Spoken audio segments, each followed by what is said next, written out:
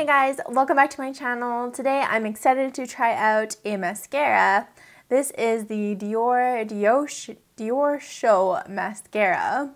And I've actually tried their Diorshow Pump and Volume and I loved that one. So I'm excited to see what I think about the classic formula. This is a deluxe sample. This is a 4 ml tube of the Diorshow Mascara. The full size retails for $36 Canadian and you get 10 milliliters. So this is about a $15 value. It comes in black, brown, blue, and a waterproof formula. It's made in France. And they claim that it's a conditioning formula with microfibers, so you get a lash extension look. And the brush is just a pretty standard Christmas tree brush, but it is quite a large brush. Let's get it on.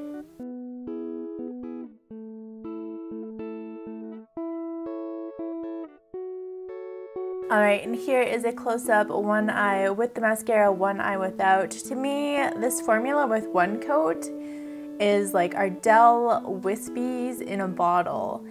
The formula is a little bit dry and it's really good at separating, really not a lot of volume, not a ton of pigment. It's black, but because there's not a ton of volume, it doesn't really give you that oomph. But if you love a separated, natural looking lash, this is gonna be the mascara for you. Let me go ahead and apply it to the other side.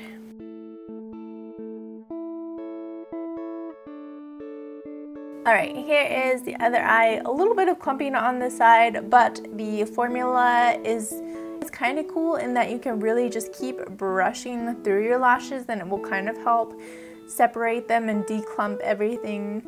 I didn't really notice any fibers in this formula. Even pulling the brush out and kind of just like examining it, you don't really see any fibers, which in my opinion is good. I don't really want fibers, but I'm just a little surprised that you like can't see anything in there.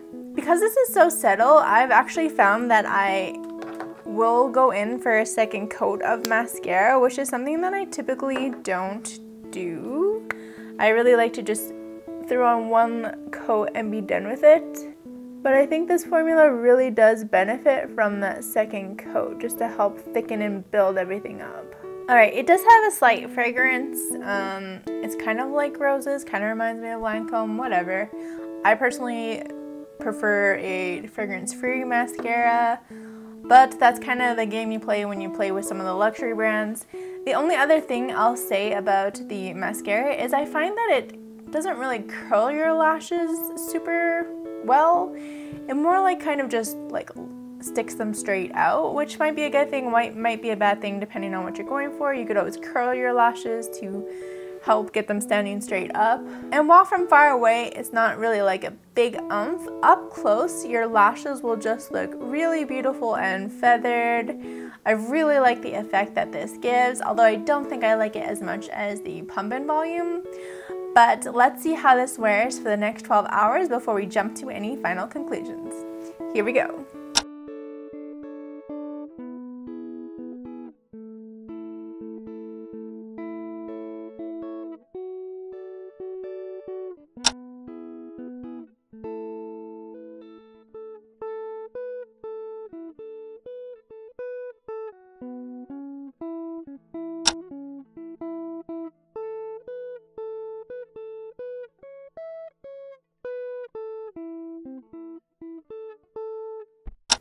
Alright, it's the end of a night. It's been a long day here, and lashes, they're looking okay. This eye is definitely, I think, a little bit more elegant than this eye, but this eye did experience some fallout, which brushes away easily enough. But something that I've noticed wearing this mascara is just about every time I wear it, I do get flakes underneath my eyes, and sometimes they can be quite like large flakes. So wear-wise, it's really not the best. I also don't think it does me any favors in the fact that like my lashes, they're just sticking straight up. Like they're not really doing anything like wide-eyed for my eyes at this time of night. That would be really helpful. So in summary, 36 Canadian dollars for this mascara. If I had to choose between the Dior Diorshow and the Dior pump and volume, I would absolutely go for the pump and volume. I think it was just a nicer, better wearing, more dramatic look that wasn't like too over the top. It was just a step up from this, which is like super natural. I do really love the feathery effect that you get. Like I said, it really reminds me of wearing false lashes. It looks like I have a million lashes, but it's just not quite dramatic enough, even layered up. So for me, pass, especially without the flakes. I'm gonna give this mascara a 2.5 out of 5. Probably wouldn't recommend it. It might be the most wispiest mascara I've ever tried, so if that's what you're looking for, maybe give it a go. But aside from that, I think if you want more feathered, more volume, just a little bit more curl, I think there's definitely better mascaras out there that you could be looking at for a way cheaper price. If you've tried it out, let me know. I have heard many people say this is like an HG mascara for them, but I just don't really, I don't get the hype. So if you're one of those people, let us know what your experiences with this mascara have been down in the comment below. If you have another mascara you'd like to recommend that I try, also leave that down below. If you enjoyed today's video, make sure you give me a thumbs up and hit that subscribe button down below. I do new beauty videos every Monday, Wednesday, and Friday.